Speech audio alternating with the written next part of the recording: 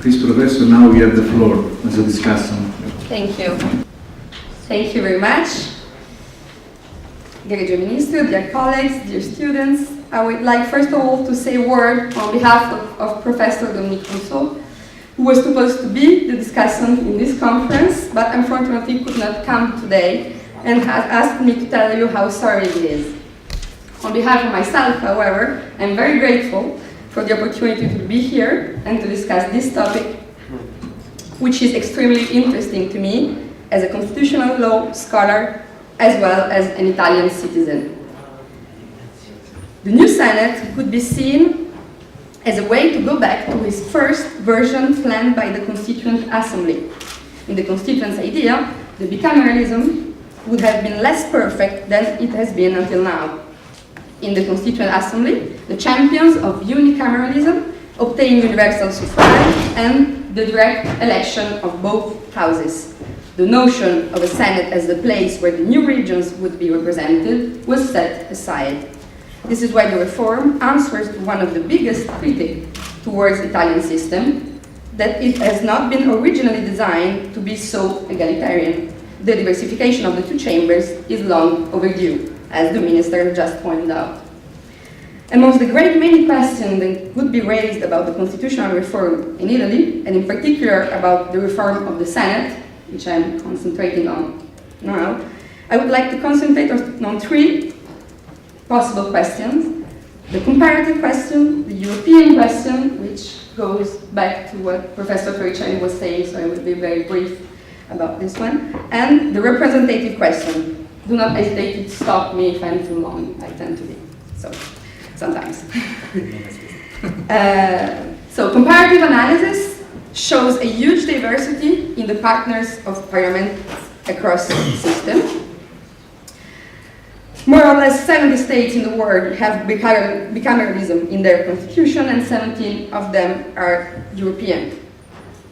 Italian bicameralism is, in a comparative perspective, a unicum. Not only the examples of perfect bicameralism are very rare, but Italy has not even been a real perfect bicameralism, since some differences in the electoral law for the two chambers were introduced.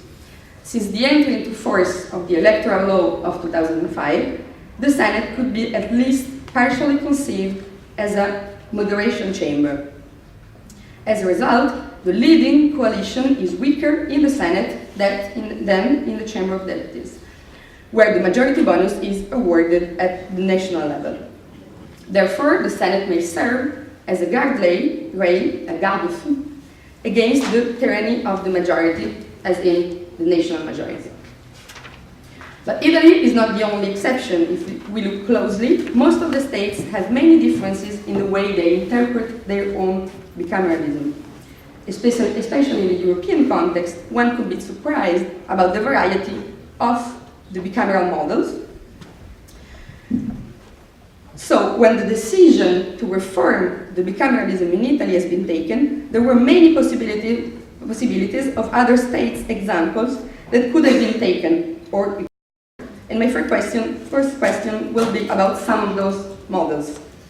It is first possible to ask if the German model could have been followed more closely in the bill.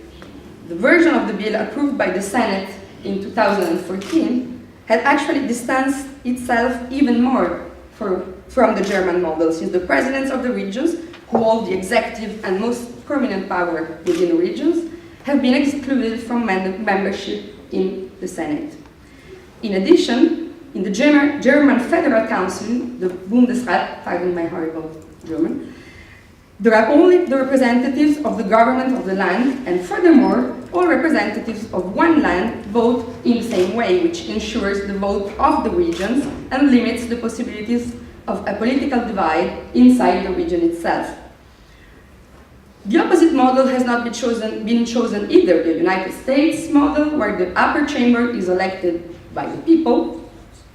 This model represents the principle of separation of powers also in a vertical sense.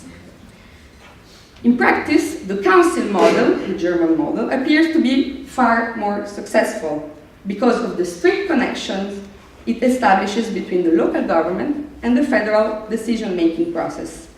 The Austrian model is more similar to the one chosen by the Italian constitutional bill, even though it has been strongly criticized for the lack of unity in the expression of the representatives of the lander and the strong political cleavage that the indirect elections of the member of the upper chamber has created. It is possible also to describe the new Italian Senate as a part of an hybrid model, because the members are elected by and inside the regional councils, but the election has to take into consideration the choices made by the voters during the regional elections. And because, at the same time, the Senate does not represent the whole nation, but only local territories, as it appears in the Article 1 of the bill. Another peculiar aspect, and it will be the second model I will talk about, of the new Italian model is to create one and only one organ of representation for all different levels of local government, regions and municipalities. The only similar example in comparative law could be France. In fact, in France, the Senate is elected, not, as you well know, not directly by the people, but by a college of big electors, composed by members of local councils, which includes also municipal councils. But the proportion is reversed when it comes to municipalities, because in France, the representation of the municipal councils is much bigger than any other local government, when in the most recent version of the bill, the number of mayors is only 21 out of 95. If we continue to compare with the French model, the fact that the office of the members of the Senate is not exclusive, nor the main office they have, has raised many questions and even criticism. Are those elected officials going to do as good as a job as both their functions? Is it possible to be effectively a member of the higher chamber and the representative of a local government? One answer seems to have been given by France in a recent legislative reform. Since February 14, 2014, it is forbidden for a member of parliament of both chambers to have a function in a local government. This goes for the mayors, for the presidents and vice presidents of the local councils in regions, departments, and councils for overseas departments and territories. The legislative process on this particular question has been very difficult in French parliament, but the general idea of the law comes from the fact that successive reforms have increased the powers of the local governments as well as the powers of parliament, and that it was not efficient anymore to have 60% of the members of parliament having a local office as well as the national one. This recent change in the French model seems not to have been used by the Italian bill, and maybe it would be interesting to ask, I thought, the reason for it, and maybe if it has been discussed and how, as the two debates were at exactly the same time. I guess the general question I'm making here is the use of comparative law in a decision like this one, how to reform a Senate when practically all the models have already been used and maybe even proven themselves in a good way or in a bad way. Are the foreign models taken into account as well as their limits and problems? Have those particular models I spoke about been looked at, and if that's the case, in what way?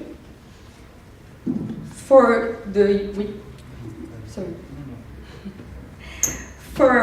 European question, it's very similar to what Professor Coricelli said, maybe in a low scholar direction.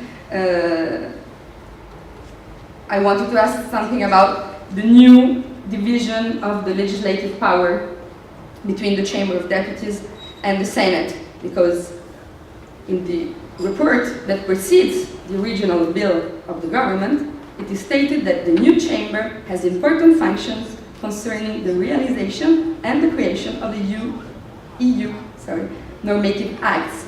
At the same time, there is a diversification in the legislative power because the Chamber of Deputies exercise legislative functions, whereas the Senate participates to it. This distinction is far more extreme that the way French unequal bicameralism works, for example, because Article 24 of the French Constitution states that the Parliament votes the law, and the fact that the French Senate represents the collectivité territoriale is added to its legislative competence and not substituted to it. So, how the fact that the Senate is and participates to the decision that creates and realizes European Union's normative acts, how does this link with the possibilities of the Chamber of Deputies to have the last call, as we say even in France, and most of all, as a great part of the legislative process today comes directly from the EU, how the Senate can really be a part of EU normative acts without having the legislative power itself. And then my last question can be resumed as the representative question, because the new Senate represents the local institution, as in the Article 1 of the bill, whereas every deputy represents the nation. So the reform is actually the answer to most important objection to the egalitarian model, not having a strong institutional place in which regional interests can be represented. The Italian system was, or is, until now, characterized by a high rate of conflict between the state and the regions, the arbiter of which is the Constitutional Court.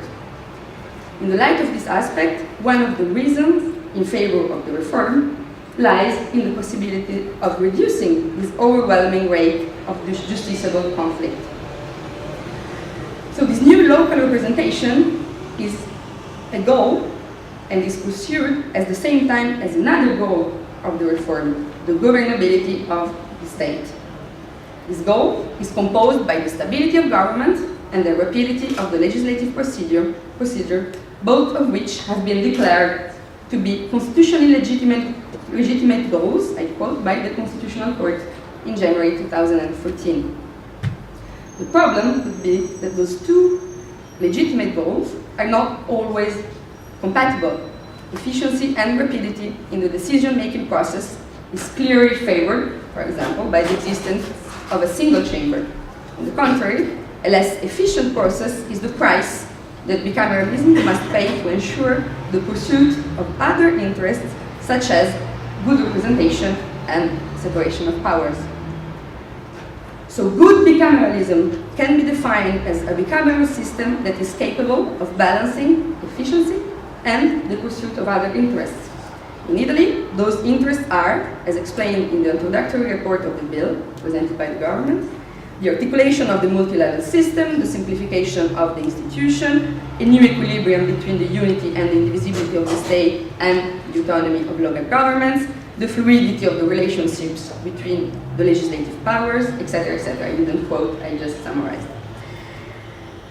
There is not a real mention of the separation of power in the interpretation of Montesquieu of a system of checks and balances, and this could mean, as a part of the Italian doctrine, as pointed out, the loss of the role that the Senate has recently exercised as a protection against the tyranny of the majority, without the establishment of other appropriate tools to protect minorities, the democratic system itself could be, therefore, endangered.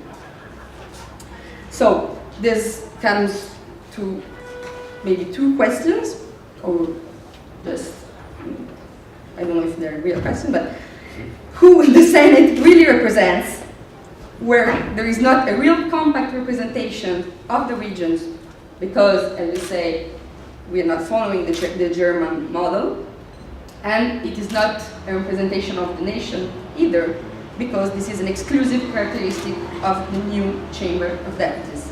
And the second one, how efficiency is or will be balanced with other interests of a good bicameralism, and why, if the efficiency of the system is the only interest which is pursued by the reform, not choose directly a unicameral parliament. It is possible in this regard to remind a concept that is not new, but as the constitutionalist Massimo Luciani has recently recalled, that slowness is not in itself bad when it comes to decision-making process, nor rapidity is in itself good. Because we could always say that the fastest legislative powers of all times is the one detained by an absolute monarch. Thank you. Can I ask a question?